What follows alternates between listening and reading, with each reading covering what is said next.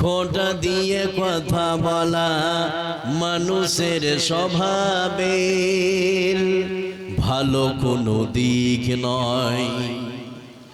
খোঁটা দিয়ে কথা বলা ঠিক নয়, খোঁটা দিয়ে কথা বলা ঠিক নয়।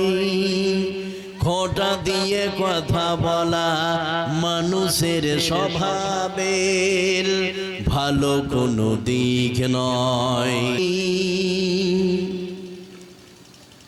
খোঁটা দিয়ে কথা বলা মানুষের স্বভাবের ভালো কোনো দিক নয়। খোঁটা দিয়ে কথা বলা ঠিক নয়, খোঁটা দিয়ে কথা বলা ঠিক নয়। খোঁটা দিয়ে কথা বলা মানুষের স্বভাবের ভালো কোনো দিক নয়। নিজের ভুলের খোঁজ রাখে না যে সাধারণ, অপরের ভুল ধরে বেড়াইছে অকারণ। নিজের ভুলের খোঁজ রাখে না যে সাধারণ, অপরের ভুল ধরে বেড়াইছে অকারণ। খোঁটা দেওয়া লোকজন কারোর সংশোধনে তোরে আন্তরিক নয়। নিজের ভুলের খোঁজ রাখে না যে সাধারণ, অপরের ভুল ধরে বেড়াইছে অকারণ। নিজের ভুলের খোঁজ রাখে না যে সাধারণ, অপরের ভুল ধরে বেড়াইছে অকারণ। খোঁটা দেওয়া লোকজন কারোর সংশোধনে তোরে আন্তরিক নয়। খোঁটা দিয়ে কথা বলা ঠিক নয়, খোঁটা দিয়ে কথা বলা ঠিক নয়। খোঁটা দিয়ে কথা বলা মানুষের স্বভাবের ভালো কোনো দিক নয়।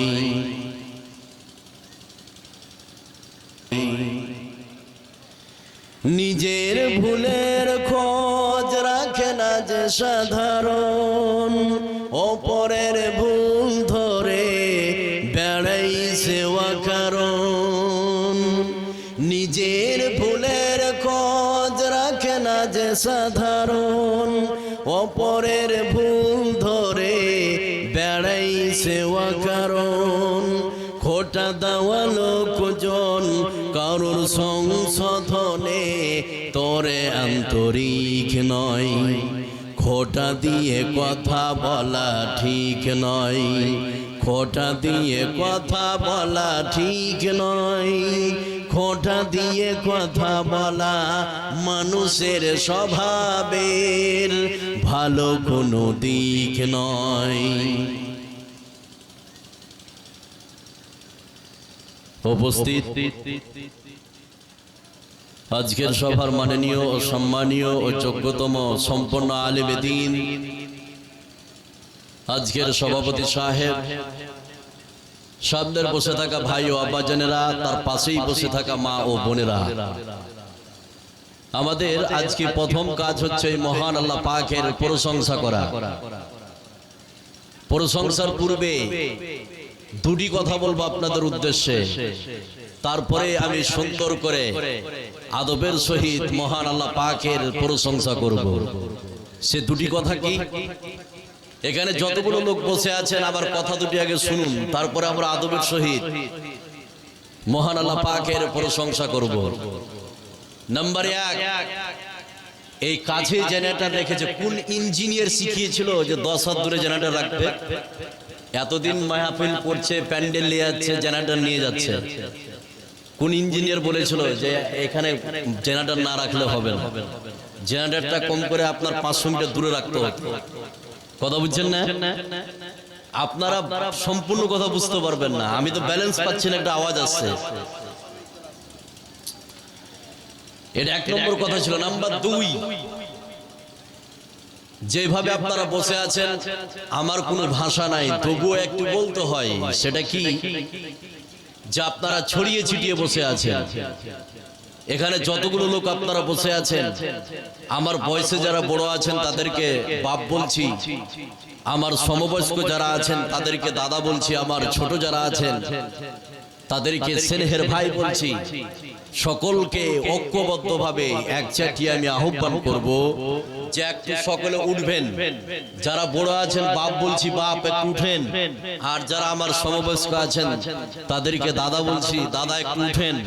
আর যারা ছোট আছেন তাদেরকে প্রিয় ভাই বলছি, একটু সামনের দিকে আসবেন। এই কোণাটাই যারা বসে আছেন আপনাদেরকে বলছি একটু সামনের দিকে আসুন। যারা কোণাতে আছেন একটু সামনের দিকে আসুন, আর একটু করে সেটে যান। আচ্ছা, যারা দাঁড়িয়ে আছেন তাদেরকে 30 সেকেন্ড সময় দেওয়া হলো। ডিসিশন আপনি নিলেন কি করবেন। 30 সেকেন্ডের মধ্যে এখান থেকে কেটে পড়ুন, না তো বসে পড়ুন। দুটোর মধ্যে একটা করতে হবে। যারা দাঁড়িয়ে আছেন ডিসিশন আপনি নেন, হয় কেটে পড়ুন নাহি বসে পড়ুন, দুটোর মধ্যে একটা করুন। ডিসিশন আপনার, না তো 2 নম্বর কথা শুরু হবে না বসলে। বসুন। 3 নম্বর কথা যেটা বলছি, যে স্টেজের উপরে যারা আছে কথা বললেন না। স্টেজের উপরে যারা আছেন এটা আমার আবেদন যে আপনারা কথা বললেন না। আর নিচে যারা আছেন আপনারাও কথা বললেন না। এবার চলুন, মা বোনদের ভূমিকা থাকবে, মা বোনেরা থাকবে, এটা আমার দাবি, আর আপনারাও থাকবেন। এবার চলুন আমরা আল্লাহ পাকের প্রশংসা করি। এখানে যতগুলো লোক আমরা আছি একটু মুখটা খুলবো, সকলে খুলবো তো ইনশাআল্লাহ। আপনি যদি মুখটা খুলেন আপনার আমলনামায় নেকি লিখে দিবে কে? এই কথা বলুন, লিখবে কে? আল্লাহ। একটু আমরা মুখটা সকলে খুলবো। সেটা কি, যে প্রশংসা শুধু আজকে করব না প্রতিদিন? এই সকলে জোরে বলুন, আজকে না প্রতিদিন? প্রতিদিন। সেই জন্য আমার সঙ্গে আপনারা বলবেন, খাওয়ার সময় প্রশংসা কার? এই জোরে বলুন, খাওয়ার সময় প্রশংসা কার? ঘুমার সময়, ঘুম থেকে উঠার সময়, স্ত্রীকে মারার সময়, স্ত্রীকে মারার সময় আল্লাহর প্রশংসা করবে। আপনার স্ত্রী যদি এসে থাকে আজকে, আর যদি আপনাকে দেখে নেয় যে এই কথা বলেছে, সকালের হাড়ি চড়বে না বন্ধ হবে? এই কথা বলুন, বন্ধ হয়ে যাবে আর হাড়ি চড়বে না। যা হোক, এটা স্লিপ হয়েছে, এটা আল্লাহ ধরবেন না মাফ করবেন? এটা মাফ করে দিবেন, এটা ধরবেন না। তো আমরা সব জায়গায় সর্বাবস্থা আল্লাহ পাকের প্রশংসা করব। আজকের জন্য ছোট্ট একটি বাক্যের দ্বারাই আমরা আল্লাহ পাকের প্রশংসা শেষ করব। আমরা সকলেই অন্তঃস্থল থেকে বলবো আলহামদুলিল্লাহ। আল্লাহর পরে এই বিশ্বে, পৃথিবীতে যাকে আমরা স্থান দিই, এই পৃথিবীতে স্থান পাওয়ার যে অধিকার রাখে, যোগ্যতা রাখে, তিনি আর পৃথিবীর কেউ নন। তিনি হচ্ছেন আখিরি নবী, নবী মুহাম্মদ সাল্লাল্লাহু আলাইহি সাল্লাম, যিনি যুগ যুগ ধরে বহু সাধনা করে, বহু চেষ্টা করে বিশ্বের মানব মণ্ডলীকে অন্ধকারের ভিতর থেকে আলোর পথ দেখিয়েছেন। তিনার উপর শত শত শান্তির ধারা বর্ষিত হোক। আল্লাহুম্মা সাল্লি আলাইহি আল্লাহুম্মা বারিক আলাইহি। আপনাদের সম্মুখে যে বিষয়টি নিয়ে আমি দণ্ডমান হয়েছে, মঞ্চ উপবিষ্ট হয়েছে, খুব গুরুত্বপূর্ণ বিষয়। আমি আজকে 4 জন হারামখোরের কথা বলবো। কয়জন? 4 প্রকারের হারামখোরের কথা বলবো, যারা হারাম খেয়ে সমাজ করছে, চলাফেরা করছে সমাজে। এই হারামখোরদের কি ভয়াবহতা আছে। এখানে যতগুলো লোক আছেন, মা বোনরা আছেন, এই 4 জন হারামখোরের কথা বলার পূর্বে আমি উপস্থাপনামূলক কিছু কথা বলবো। ছোট্ট করে একটা ভূমিকা দিয়ে দিই, 10 থেকে 15 মিনিটের। এই ভূমিকাটা সবাইকে শুনতে হবে, তারপরে হারামখোরদের কথাগুলো একটা একটা করে আসবে, শুনলে আপনারা অবাক হয়ে যাবেন। এখানে যতগুলো লোক বসে আছেন, এবার চলুন আমি ভূমিকাটা শুরু করি, তারপরে হারামখোরদের কথাগুলো বলবো। শুনে যেতে হবে 4 জন হারামখোরদের কথা। সে ভূমিকাটা কি? কোরআনে কারিমে এবং হাদিসে 2টা শব্দ ব্যবহার হয়েছে। একটা শব্দ ব্যবহার হয়েছে হালাল, আর একটা হচ্ছে হারাম। এটা জানেন কি আপনারা? ব্যবহার হয়েছে। এবার এখানে যতগুলো লোক আমরা আছি, এবার যদি বলি যে হালাল এটি একটি আরবি শব্দ, হারামটাও হচ্ছে একটি আরবি শব্দ। এবার হালাল কাকে বলা হয় এটা আমরা একটা খুব ছোট করে জেনে নেব, যতগুলো লোক আপনারা বসে আছেন। যে হালাল কাকে বলা হয়, হালাল বলা হয় ওকেই যেটা আল্লাহ পাক এবং বিশ্বনবী আমাদের জন্য জায়েজ করেছেন, বৈধ করেছেন, যেটা খাওয়া যাবে, নেওয়া যাবে, ছোঁয়া যাবে, করা যাবে, সেটাই সাধারণত আমাদের জন্য কি হালাল। আর হারাম হচ্ছে তার উল্টা, হারাম হচ্ছে তার অপোজিট, যেটা আল্লাহ পাক এবং বিশ্বনবী আমাদের জন্য জায়েজ করেন নাই, বৈধ করেনি, যেটা খাওয়া যাবে না, নেওয়া যাবে না, ছোঁয়া যাবে না, করা যাবে না, সেটাই সাধারণত আমাদের জন্য কি হারাম। এখানে যতগুলো লোক আমরা বসে আছি, হালালটাও জানলাম, হারামটাও জানলাম। হালাল হচ্ছে সাধারণত দুই প্রকার। কয় প্রকার বললাম? দুই প্রকার। হারামও সাধারণত কয় প্রকার? দুই প্রকার। এবার হালাল দুই প্রকার, এটা একটু আমরা জানবো, খুব ভালো করে শুনুন। এই এলাকায় আমার বেশ বহু প্রোগ্রাম আছে, বিষয় ভিত্তিক কথাও হবে, কিছুদিন দূরে একটু প্রোগ্রাম আছে, আপনি আসবেন, অন্য বিষয়ের কথা বলবো আমি ইনশাআল্লাহ, কয়েকটা প্রোগ্রাম আছে। এবার শুনুন, হালাল সাধারণত দুই প্রকার। সেই দুই প্রকার কি? নাম্বার এক, একটি হালাল হচ্ছে প্রাসঙ্গিক কারণে হালাল, আরেকটি হালাল হচ্ছে জন্মে সূত্রে হালাল। তাহলে হালাল কয় প্রকার? দুই প্রকার। একটি হালাল হচ্ছে জন্মে সূত্রে হালাল, আরেকটি হালাল হচ্ছে প্রাসঙ্গিক কারণে হালাল। সেটা কেমন? জন্মে সূত্রে হালাল গরুর মাংস, খাসির মাংস, দুম্বা, উট, এই মাংসগুলোকে জন্মে সূত্রে হালাল করেছে কে? এই কথা বলুন, হালাল করেছে কে? আল্লাহ। এটা হচ্ছে জন্মে সূত্রে হালাল। আরেকটি হালাল হচ্ছে প্রাসঙ্গিক কারণে হালাল। আপনি এমন একটি পরিস্থিতিতে পড়েছেন, এমন একটি সিচুয়েশনে পড়েছেন, বাঁচার তাগিদে, বাঁচার জন্য শরীরের মাংস খাওয়াকে হালাল করে দিয়েছে কে? এই কথা বলুন, আল্লাহ। তাহলে হালাল সাধারণত দুই প্রকার, একটি হচ্ছে জন্মে সূত্রে হালাল, আরেকটি হালাল হচ্ছে প্রাসঙ্গিক কারণে হালাল। এবার চলুন হারাম। হারাম ঠিক তার অপোজিট, হারামও দুই প্রকার। কয় প্রকার? দুই প্রকার। একটি হারাম হচ্ছে জন্মে সূত্রে হারাম, আরেকটি হারাম হচ্ছে প্রাসঙ্গিক কারণে হারাম। সেটা কেমন? জন্মে সূত্রে হারাম, সুদ একে জন্মে সূত্রে হারাম করেছে কে? কথা বলুন, আল্লাহ। ঘুষ একে জন্মে সূত্রে হারাম করেছে কে? আল্লাহ। জেনা একে জন্মে সূত্রে হারাম করেছে কে? আল্লাহ। এটা জন্মে সূত্রে হারাম। আরেকটি হারাম হচ্ছে প্রাসঙ্গিক কারণে হারাম। সেটা কেমন? রাত্রিবেলায় কেউ যদি গরুকে চুরি করে নিয়ে আসে, গরুর মাংস খাওয়া আমাদের জন্য কি? কথা বলুন, হালাল। কিন্তু রাত্রিবেলায় কেউ যদি গরুকে চুরি করে নিয়ে আসে, আর ওই গরুকে যদি জবাই করে সুন্দর করে রান্না করা হয়, ওই চুরি গরুর মাংস খাওয়া আমাদের জন্য কি? এই কথা বলুন, সেটা আমাদের জন্য কি?